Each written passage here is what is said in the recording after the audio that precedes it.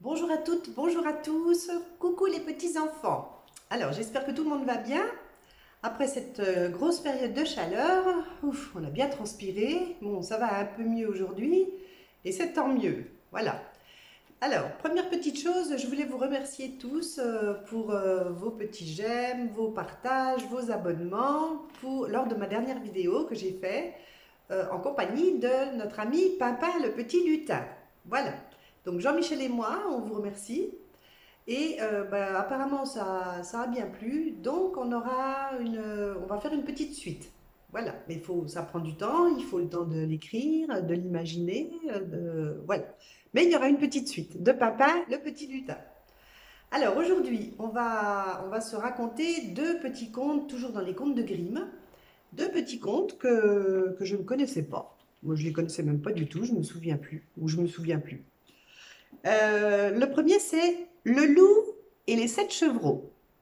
Alors, on est parti. Écoutez bien, les enfants. Il était une fois une chèvre et ses 7 chevreaux. Un jour, elle voulut partir en forêt afin d'aller chercher à manger pour ses petits. Elle les appela et leur dit: Je vais aller seule en forêt. Promettez-moi de faire attention au loup. Cette fripouille est très grand joueur. Si vous le laissez entrer, il vous sautera dessus et vous mangera tous. Les 7 chevreaux rassurèrent leur mère. Ne te fais pas de soucis, nous ferons attention. Soulagée, la chèvre partit, laissant ses chers enfants. Peu après, on frappa à la porte. Quelqu'un cria: C'est moi, ouvrez mes enfants, je vous rapporte tout ce qu'il faut pour manger. Les 7 chevreaux reconnurent la grosse voix du loup. Non, tu nous mens, tu n'es pas notre maman. Elle n'a pas cette voix, la sienne est douce et agréable. Tu es le loup. Le loup alla chez le marchand acheter de la craie.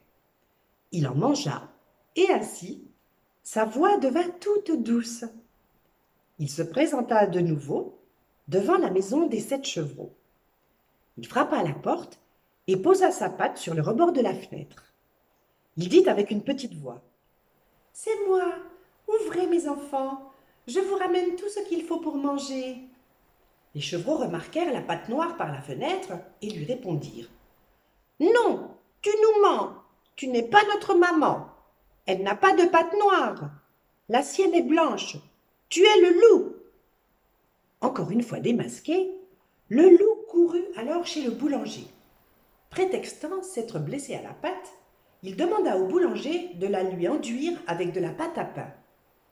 La pâte appliquée, le loup se précipita chez le meunier. Il lui ordonna: Mets-moi vite de la farine sur ma pâte. Le meunier se doutait bien que le loup préparait quelque chose de pas bien net. Il refusa. Le loup, en colère et agressif, lui cria: Si tu refuses, je te mange, tu m'entends? Le meunier prit peur et, à contre-cœur, accepta de blanchir sa pâte. Il ne suffit pas de grand-chose. Ainsi, pour la 3e fois, le loup se présenta à la porte de la maison. C'est moi, ouvrez mes enfants, je vous rapporte tout ce qu'il faut pour manger. Montre ta pâte avant. Nous reconnaîtrons bien la belle pâte de notre maman, s'empressèrent de crier les 7 chevreaux. Le loup, sûr de lui, tendit la pâte blanche vers le rebord de la fenêtre. Les chevreaux virent la pâte blanche et crurent effectivement reconnaître celle de leur maman. Ils ouvrirent la porte. Le loup se précipita dans la pièce, cherchant partout les chevreaux à attraper. Ceux-ci, de peur, se ruèrent de tous côtés pour se cacher. Le premier alla sous la table, le deuxième dans le lit, le troisième dans le poêle éteint, le quatrième dans la cuisine, le cinquième dans l'armoire, le sixième sous le lavabo et le septième dans la pendule. Le loup, un par un, les trouva et les mangea, sauf le septième. Celui-ci, bien caché, avait échappé au loup et en tremblait encore. Le loup gavé s'en alla et, satisfait, se coucha dans le pré d'à côté. Il s'endormit sans aucune difficulté. La vieille chèvre revint de la forêt, impatiente de retrouver ses chers enfants chéris. Quel triste spectacle, découvrit-elle quand elle rentra dans la maison. La porte était restée grande ouverte. La chèvre sut qu'il s'était passé quelque chose. En effet, la table et les chaises avaient été renversées. Le lavabo était cassé et le lit complètement défait. Elle appela ses enfants un par un. Elle n'eut aucune réponse. Jusqu'à ce qu'elle prononce le nom du septième, qui lui répondit d'une petite voix. « Je suis là, dans la pendule, maman. Sors-moi de là. » La chèvre, découvrant son enfant, le serra fort, très fort. Il lui raconta toutes les ruses que le loup avait mises au point. Malheureusement, il avait réussi à manger les 6 premiers chevreaux. La malheureuse chèvre pleurait ses 6 autres petits. Impossible de la consoler. Accablée, elle sortit suivie de l'unique chevreau qui lui restait. Soudain, elle aperçut le loup en train de dormir dans le pré. En essayant de ne pas se faire remarquer, la chèvre s'approcha du loup qui ronflait bruyamment. Elle regarda le gros ventre et s'aperçut qu'il bougeait étrangement. « Mon Dieu, se dit-elle, serait-ce possible qu'il puisse être encore vivant ?» Elle demanda au chevreau de retourner à la maison et d'aller y chercher une paire de ciseaux, une aiguille et du fil. La chèvre commença à ouvrir le ventre et un premier chevreau sortit sa tête. En continuant de tailler ainsi, elle eut l'heureuse surprise de découvrir les 6 chevreaux sains et saufs. En réalité, le loup, pressé de manger, les avait avalés tout ronds. Quelle joie!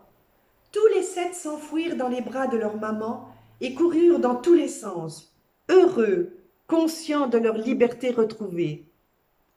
La chèvre demanda à ses enfants d'aller chercher de grosses pierres. « Nous allons emplir le ventre du loup et il sera bien nu. » Les 7 chevreaux poussèrent avec le plus de force possible une pierre chacun. Ils emplirent le ventre du loup, qui dormait encore profondément. La chèvre recousit le ventre aussi vite qu'elle put, de peur que celui-ci ne se réveille. Pourtant, il ne s'aperçut de rien. Quand enfin réveillé, il se leva péniblement. Il eut cette pensée. « Quelle digestion difficile que ces 6 chevreaux dans l'estomac !» Il sentait la soif venir et voulut aller boire. Pendant qu'il marchait, les pierres se frottaient. Il se dit « Que mon ventre me fait mal, je me sens devenir pâle. J'avais cru avaler 7 chevreaux et je crois flairer qu'ils se sont échappés et que de grosses pierres les ont remplacés. » Le loup se déplaça non sans mal jusqu'au puits, se pencha et but. Seulement, le poids des pierres le fit tomber dans l'eau. Il se noya. Les 7 chevreaux, qui l'observaient de loin, accoururent et crièrent tant que le loup pouvait encore entendre. « Tombé, le loup est noyé, mort le loup y est !» La chèvre appela ses 7 chevreaux afin de fêter la mort du loup. Ils l'avaient bien mérité. Elle leur servit un bon repas. Ensuite, ils se mirent tous à danser de joie, et la vieille chèvre avec eux. Voilà. Ah bah le loup, hein, il a été bien.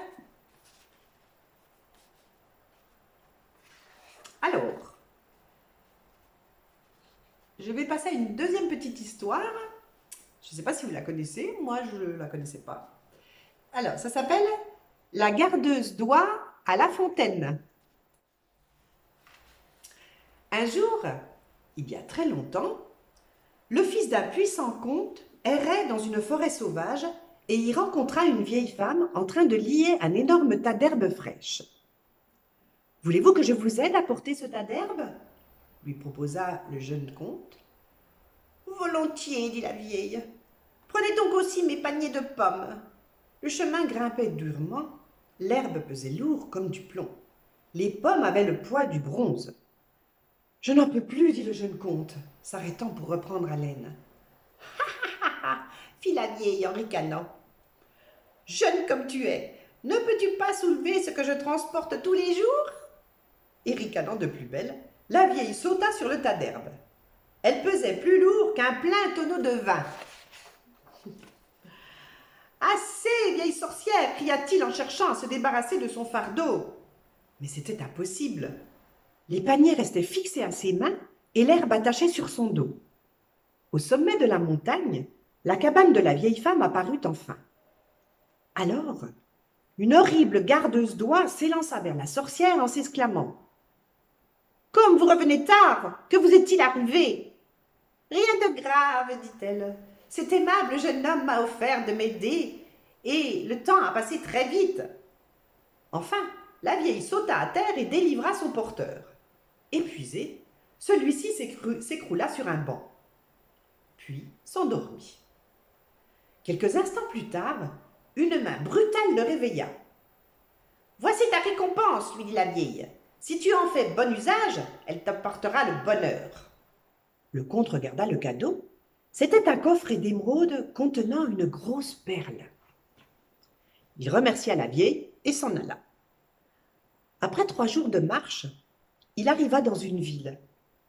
Au palais, il fut reçu par le roi et la reine. Quand il offrit son coffret d'émeraude à la reine, celle-ci s'évanouit. Tandis qu'on la réanimait, le roi interrogea le comte. « Comment avez-vous eu cette perle? Je donnerais tout au monde pour retrouver celle qui l'a perdue. » « Je ne sais pas qui l'a perdue, répondit le comte. Mais celle qui me l'a donnée ne mérite pas tant d'intérêt. Et il raconta ce qu'il savait de la sorcière. Le roi l'écouta avec attention et le supplia de le conduire aussitôt auprès d'elle. La reine, revenue à elle, insista pour se joindre à eux, et tous 3 partirent. À la nuit tombante, ils s'égarèrent et le comte se retrouva seul dans une vallée où il décida de passer la nuit. Près de s'endormir, il aperçut une forme humaine descendant la vallée. C'était la gardeuse d'oie. Penchée sur la fontaine, elle ôta les nattes grises qui couvraient ses cheveux et le masque de peau qui cachait son visage. Puis, se penchant sur l'eau, elle mouilla ses bras et sa figure. Alors elle apparut, belle comme le jour, avec son teint de lys, ses yeux clairs et le manteau d'or de ses cheveux qui la couvrait tout entière. Le comte n'en croyait pas ses yeux. Il écarta les feuilles pour mieux voir. Mais son geste fit craquer une branche, et telle une biche effarouchée, la jeune fille remit son masque et disparut à travers les buissons. Le comte s'élança à sa poursuite. Il ne put la rejoindre. Mais dans sa course, il retrouva le roi et la reine endormis. À leur réveil, quand il leur raconta ce qu'il venait de voir, l'émotion de la reine s'accrut et elle voulut aussitôt reprendre les recherches. Ils marchèrent longtemps, puis au sommet de la montagne, ils aperçurent une lumière. La sorcière veillait encore, et dès qu'ils frappèrent, la porte s'ouvrit. « Que désirez-vous » dit la vieille hargneuse. « Madame, répondit la reine, d'où tenez-vous cette perle? » « C'est une larme que pleurait une pauvre fille chassée par ses parents. » « Ma fille aussi pleurait des perles, dit la reine. Et moi, je l'ai chassée, ajouta le roi. Si ma fille est encore en vie, s'écria la reine, dites-le-moi par pitié. Mais la sorcière refusa de répondre et lui demanda quel crime avait bien pu commettre son enfant pour qu'elle soit chassée. J'avais 3 filles, commença la reine. La plus jeune était ma préférée. Elle était aussi ma préférée, poursuivit le roi. Mais un jour, j'ai voulu savoir à quel point mes filles m'aimaient. L'aînée m'a répondu qu'elle m'aimait comme la plus douce des sucreries. La seconde me dit qu'elle me préférait à sa plus belle robe. La troisième me répondit « Je vous aime comme j'aime le sel ». Alors je l'ai chassée et j'ai partagé mon royaume entre les 2 autres. Votre fille voulait dire que sans vous, la vie n'aurait plus de saveur, et vous l'avez chassée, s'écria la sorcière. Hélas, dit la reine, nous l'avons compris trop tard. Nous avons fait en vain fouiller la forêt et la montagne. Notre fille a dû être dévorée par des bêtes sauvages. Sans doute, dit la sorcière.